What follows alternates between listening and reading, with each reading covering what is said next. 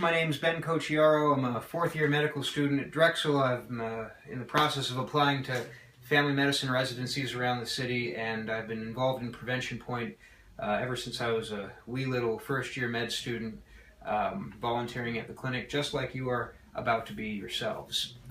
So I'd like to talk about some of the things you're going to see when you volunteer here, and about some of the people who are available to help you out, and what the experience really brings to the table in terms of your own medical education. So let's talk about what we see here. Prevention Point began as bandit needle exchange out the back of someone's car, and we've blossomed into an organization that has case management, harm reduction, syringe exchange, and medical clinics, and that's where we fit in. We fit in the medical clinic area.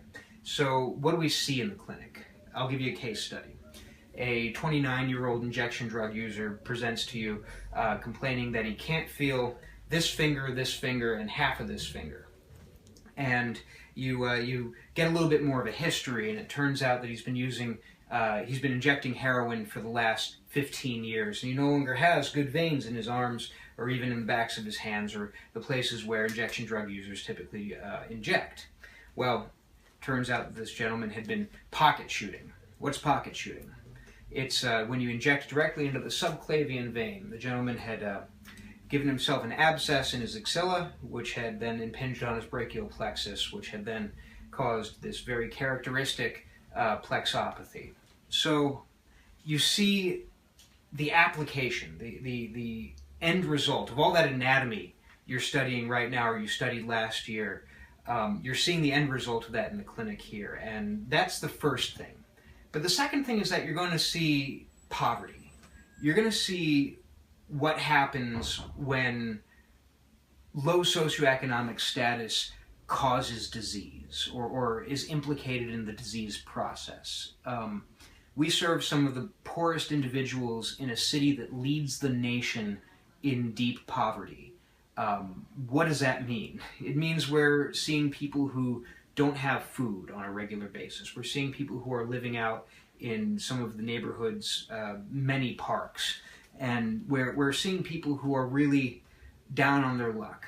So it's ours to offer help in whatever way that we can. What are we going to see beyond that? We're going to see drug use. And it makes sense. We have a city here that graduates perhaps 60% of its 8th graders, and the rest enter a job market where there are something like 58,000 unemployed individuals, and the last time I checked there were about 17,000 available jobs. It's not the kind of environment that's always the most conducive to being the productive member of society that many people want out of their patient population. But these are human beings. They share 99.99% of their DNA with you. And if you hold that in your mind when you interact with your patients, you're going to find that not only do you see them in a different light, but they start to see you not as this monolithic and imposing provider dictating a treatment plan, but rather as a partner, as a friend, with whom they can share personal, deeply personal information about past traumas, current drug use, and work together with you to improve their health going forward. So, social workers? Sex workers. Oh, yes. You're going to see a number of people who are involved in black and gray market economies. This includes people like drug users, drug dealers. There are a number of different roles in the drug scene for which people get compensation. People who sell clean needles, people who inject other people. You're going to see sex workers too, people who need to exchange sex for drugs or for money or for both. These are vulnerable populations. These are people who have historically been wronged by the medical profession. Just down the street we have a hospital that's developed a certain reputation in the community for treating drug abusers as second-class citizens, and not without its reason. I've seen patients who would go and drain and incise their own abscesses in abandoned houses that didn't have running water, rather than go to one of these emergency rooms where they know they'll be treated like a second-class citizen. These are also very important things to consider. So let's talk about the culture at Prevention Point and what makes us a place in the neighborhood that people flock to, that people feel comfortable opening up and expressing themselves and being truthful. Well, we believe in harm reduction here. And you may have heard of it before, but just in case you haven't, here's the strict definition. Harm reduction is using whatever resources we can to reduce the harms that are associated with drug use without necessarily demanding that the user stop using drugs. We know how to treat drug addiction in this country. It's the Betty Ford Clinic, and it costs a lot of money. And our healthcare system, the way it's designed, deemed it unnecessary to devote that amount of resource to the population here in Philadelphia. So it's just us. It's us and it's our patients, and it's whatever we can do for them. So harm reduction involves things like overdose prevention. We've stopped hundreds of overdoses with our community naloxone program over the last few years. It includes syringe exchange. Before the syringe exchange started here in Philadelphia, 40% of new HIV cases were the result of... Before the syringe exchange started here in Philadelphia, 48% of HIV cases were due to injection drug uses. We just got a new set of numbers from the city. It looks like that is down to 5%. 5% from 48%. We know that syringe exchange works in preventing hepatitis C transmission, preventing HIV transmission. And these are things that we need to keep in mind when we talk to other people about the mission of Prevention Point, is that not only is this stuff that's compassionate work, it's evidence-based. I'd also talk a little bit about the philosophical nature of harm reduction. Our ethical principles as physicians are beneficence, non-maleficence, justice, and autonomy. So we respect patient autonomy. At the end of the day, it's the patient who gets to decide if they're going to shoot up or not. It's the patient who gets to decide if they're going to be clean or sober or not. And it's ours to help them be as healthy as they can be based on the choices that they need to make. Justice. Again, these are some of the poorest of the poor, oftentimes maligned by other members of our own profession. And you'll see this as you get out into the hospital, that not every nurse, not every doctor is a forward-thinking individual who believes in harm reduction. And one of the things that I hope you take away from your time at Prevention Point are some facts and even just your own experience in interacting with these populations, as interacting with these people as individuals, as other human beings. The more you recognize that, the better every interaction you have with a patient is going to be.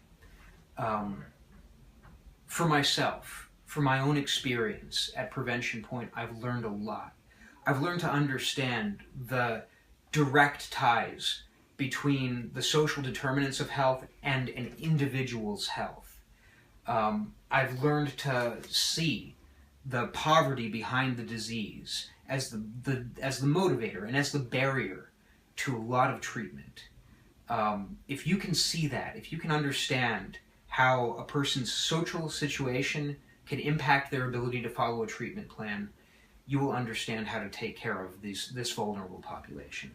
The other thing I took away from Prevention Point is this: the satisfaction of just relating to another person, of witnessing some of the worst things that people can do to each other and to themselves, and then taking that all in and returning nothing but respect. That act can be as comforting as dilaudid for most people. You're dealing with patients here who oftentimes don't get seen as human beings for 95-100% of their interactions with other people on a daily basis. And if you can see your patients as human beings and acknowledge that to their faces by making eye contact, by being interested in their life, then you've done a service for them all alone, separate from any medical treatment you could provide. Beyond that, I took away some specific skills.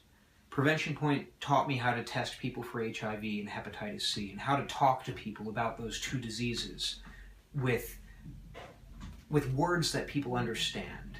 I don't talk over people's heads anymore, and that used to be a problem I had. Naloxone training. I've seen resurrection at Prevention Point. I've seen people down, no pulse, blue lips, revive to standing up and complaining that they're feeling withdrawal symptoms. Naloxone is a miraculous drug, and I really encourage you to go to one of the naloxone trainings and learn how it works, so that you can not only know how to do it yourself, but also talk to other people about it. You have the opportunity here to learn about a population that you'll be interacting with when you're out on the wards. And you can be a specialist. You can understand harm reduction and how that fits in to the biomedical system. And you can advocate for your patients that way. I think that's one of the best skills I took away, was being able on the ward not only to see and recognize that a person was being abused by the medical system, was being maltreated, was being softly encouraged to sign out against medical advice. I learned how to convince doctors that, hey, maybe this person's a person. Maybe they're a human being and they deserve some respect. So, where is this going to take you? You're going to get through years 3 and 4 just fine. Then you're going to be a doctor and you're going to be out there in the real world. You might be in a suburban practice, you might be in an urban practice, you might be rural, but I guarantee you're going to see drug abuse. I guarantee you're going to see a lot of the same social problems if you're in the highest socioeconomic status neighborhood or if you're in the lowest. We're going to kill something like 16,000 people this year due to opiate overdose. So it's in every community, in every place you go. And the skills you get here, you will take with you for the rest of your life. And you're doing this in an environment that's at least ideologically consistent. Everyone working here believes in the mission. And everyone here is interested in helping, not only the patients, but also you. They're interested in helping you learn and become an advocate. So when you go out there to practice, you'll be able to care for people in a way that's helpful, in a way that treats them as human beings, and in a way that they deserve. That's really all I have to say, but please feel free to look me up if you have any further questions. Thanks.